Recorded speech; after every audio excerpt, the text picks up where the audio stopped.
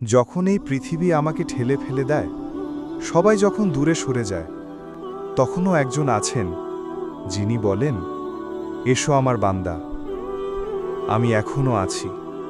নামাজ মানে শুধু রুকু সিজদা নয়, নামাজ মানে আল্লাহর সামনে নিজেকে হালালভাবে ভেঙে ফেলা, পাপের বোঝা নামিয়ে দিয়ে সিজদায় চোখের পানি ফেলা।